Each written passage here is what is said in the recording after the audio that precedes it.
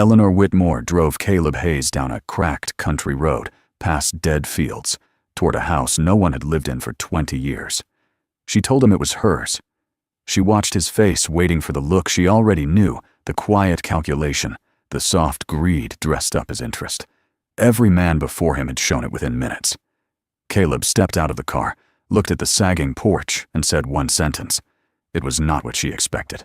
3 months before that afternoon on the porch, Eleanor Whitmore did not know Caleb Hayes existed. She ran Whitmore Equity out of a glass tower in the financial district, 42 floors above a city that had never given her anything she did not negotiate for.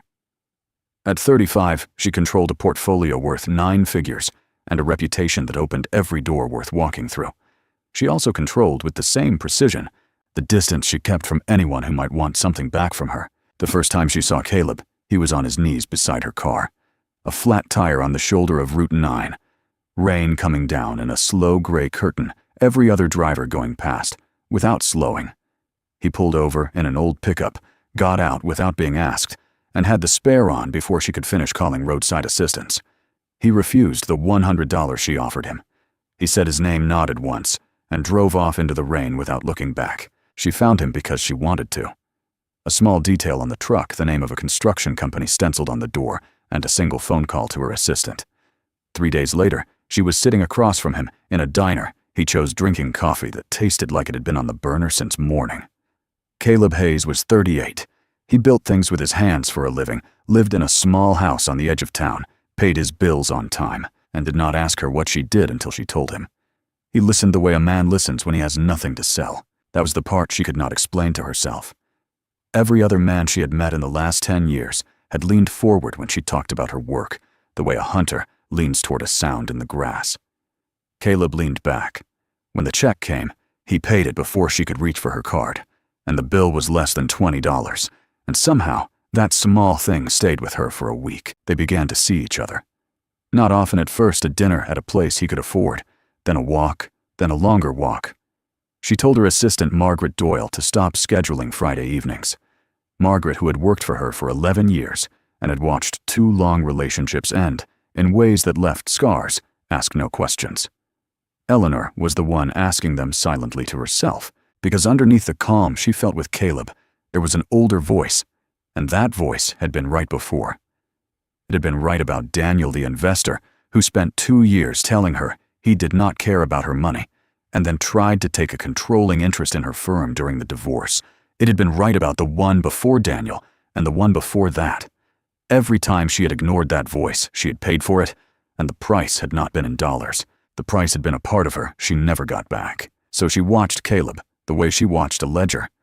She noticed what he ordered, noticed when he did not look at the price, noticed the cuffs of his work shirts clean but worn, and the way he talked about his job without ever complaining about what it paid.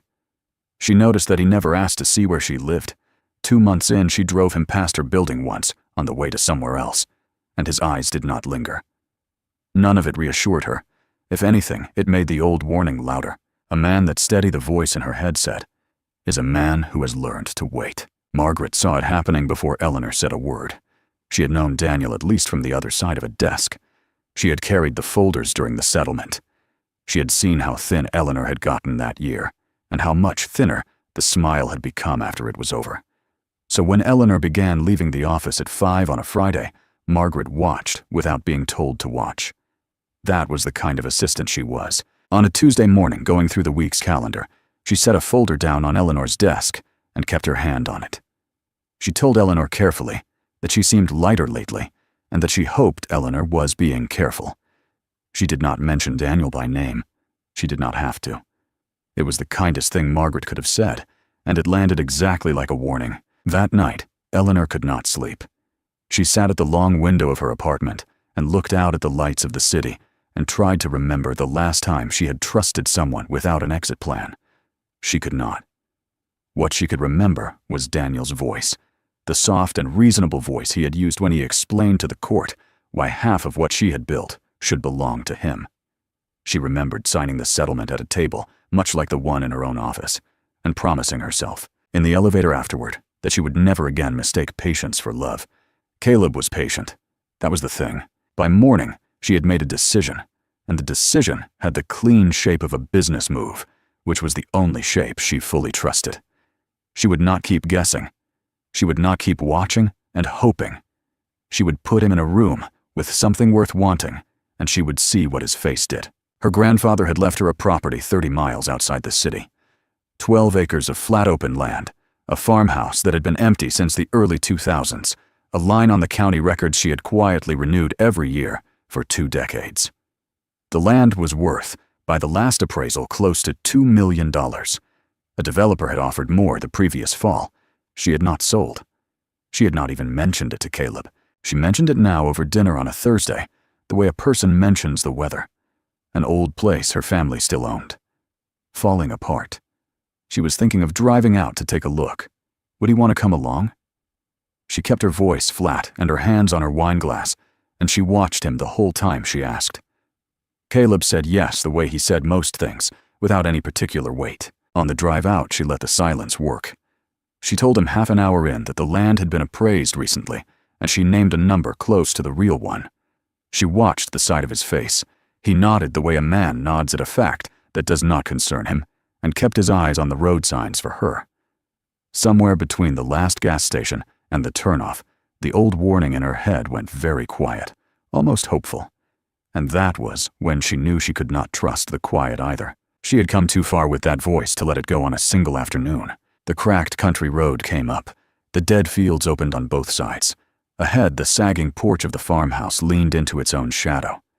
Eleanor slowed the car, gravel popping under the tires, and told herself she was ready to see whatever he showed her. She was not. Eleanor parked beside a leaning fence post and killed the engine. The farmhouse sat 100 feet ahead, the front porch tilted at an angle a carpenter would call dangerous. The silence outside the car was the heavy kind, the kind that had been there a long time. She did not get out right away. She watched Caleb, who was looking at the house, the way most men looked at a woman across a crowded room. He said the sentence that would stay with her. He said the porch had been a beautiful piece of work once, and that whoever built it had cared about it. Then he opened the door and stepped into the weeds. Eleanor sat another moment behind the wheel, trying to place what she had just heard. It was not a compliment to her. It was not a comment on value. It was a man speaking about a stranger's craftsmanship, the way another man might speak about a song. She caught up with him at the porch steps. He was already crouched, running a thumb along the edge of a joint where 2 boards met. He told her the wood was oak, probably cut from the property itself, and that a nail set had been used instead of a hammerhead, which was how you could tell the man had respect for his own work. He said this without looking at her. He said it the way people pray in empty churches out of habit and without expectation. Inside, the air smelled of dust and old paper, and a little of animals that had passed through and left. Sunlight came in through a broken window in the kitchen and laid a pale stripe across the floor. Caleb walked through the rooms, slowly touching door frames, testing a stair tread with the weight of his boot. Eleanor followed 3 steps behind him and watched his face for the expression she had driven 30 miles to see. It did not come. What came instead in the back bedroom was something she had not prepared for at all. He found a wooden chair with a broken rung in the corner by the window. He picked it up, turned it over, and set it back down on its 3 good legs. Then he went out to his truck without a word, and came back with a small roll of tools he kept under the seat. He sat on the floor of a house that was not his in the clothes he had worn to dinner with her the night before, and he began carefully to fix the chair. Eleanor stood in the doorway. She did not know what to do with her hands. She had come here with a plan as sharp as any deal memo, and the plan required him to look at the land and calculate. He was not calculating. He was not even looking at the land. He was looking at a broken chair, and he was mending it with the same quiet attention a surgeon might give to something much more important. He worked for close to an hour. When he was done, the chair sat evenly on all 4 legs. He did not announce it. He wiped his hands on a rag, put the tools back in their roll, and moved on to the kitchen sink, where a faucet had come loose from its base. Eleanor drifted after him through the house like a guest in her own life. At one point, she opened her mouth to ask why he was doing any of this, and she did not ask because she could already hear the answer. And the answer was that he did not know how to be inside a wounded place without trying to help. They stayed until the light began to go. On the drive back, she did not say much. Caleb did not fill the silence. He looked out the side window at the dead fields, then at the first lights of the exits coming up, and once he said softly that someone had loved that house. That was all. When she dropped him off in front of his small house on the edge of town, he thanked her for the afternoon and closed the door gently, and the warning she had counted on for 10 years didn't say anything at all. 3 days passed. Eleanor went to work and ran 2 meetings and signed a document that moved $40 million from one account to another, and none of it reached the part of her that was still standing in that back bedroom. On Wednesday morning, Margaret Doyle came into her office with a folder and a careful face, the careful face Eleanor had known for more than a decade. Margaret set the folder down. She said she had not been asked to do this, and she knew she had not been asked. She had done it anyway because 11 years of working for Eleanor had taught her what Eleanor asked for and what Eleanor actually needed. She said she had run a quiet check on Caleb Hayes the way she ran quiet checks on any man who came too close. Nothing invasive, only public records, the kind of thing anyone could pull with a library card and an afternoon. Margaret said she had found something that morning that Eleanor should probably know about. Caleb Hayes had been on the county assessor's website twice in the last week. He had pulled the record for the property outside the city. He had looked at the parcel map. He had looked at the zoning file. Eleanor did not move. She thanked Margaret in a voice that came from very far away. When Margaret left, Eleanor closed the folder without opening it, and she sat in her chair for a long time, and the voice that had been silent for 3 days came back all at once, and it was very loud, and it was saying what it had always said. A man that steady is a man who has learned to wait. She did not call him that night. She did not call him the next morning. When his name came up on her phone on Thursday evening, she turned the phone face down on the marble counter and went to bed. On Friday, she sent one message brief saying she was traveling for work. She was not traveling. She was sitting in her apartment at the long window, looking out at the city lights, feeling the exact thing she had felt the night she decided to set up the test. Caleb called twice more and then stopped calling. A week went by. She told herself she was handling it the way she should have handled every one of them clean early, before anything could be taken from her. But there was a weight in her chest that had not been there with Daniel or with the one before Daniel, and the weight did not lift. She began to lose sleep in a way she had not lost sleep in years. At work, she caught herself reading the same paragraph of a contract 3 times, and the 3rd time, the words still would not arrange themselves into meaning. On the 10th day, Margaret came in again. She closed the door behind her, which she almost never did, and she stood in front of Eleanor's desk without sitting down. She said she had something else. She had kept watching on her own the same way she had started watching on her own. She said Caleb had not been pulling the parcel map for the reason Eleanor thought. He had been pulling historical records. He had been looking for what used to be on the property, specifically the original garden layout from the 1960s, back when the grandfather who left Eleanor the land had still lived there. Margaret set a printout on the desk. It was an email Caleb had sent to a county archivist, polite and plain, asking whether any photographs of the old garden might still be on file. He wanted to know what had grown there. He was asking, the email said, because he wanted to put it back. He had included a sentence at the end about not wanting to spend money on the wrong plants. Eleanor read the message twice. The second time her hands were not quite steady.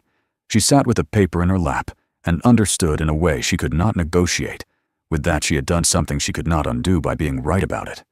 She had been wrong, and the person she had been wrong about had already stopped calling. Margaret stood there another moment, then said quietly that she was sorry for the part she had played in the misreading. She said she had brought the first folder in too fast. Eleanor shook her head. The first folder had not been the problem. The lens Eleanor had used to read it had been the problem. She said thank you, and she meant it, and Margaret left the office and closed the door behind her without another word. Eleanor kept the printout on her desk for 2 more days before she did anything with it.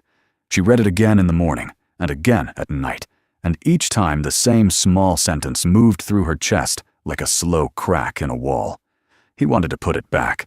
She had spent 10 years training herself to hear what men wanted from her, and she had trained so hard she had stopped being able to hear when a man wanted nothing at all. The truth of it settled on her slowly. The problem had never been Daniel. The problem had not been the one before Daniel either.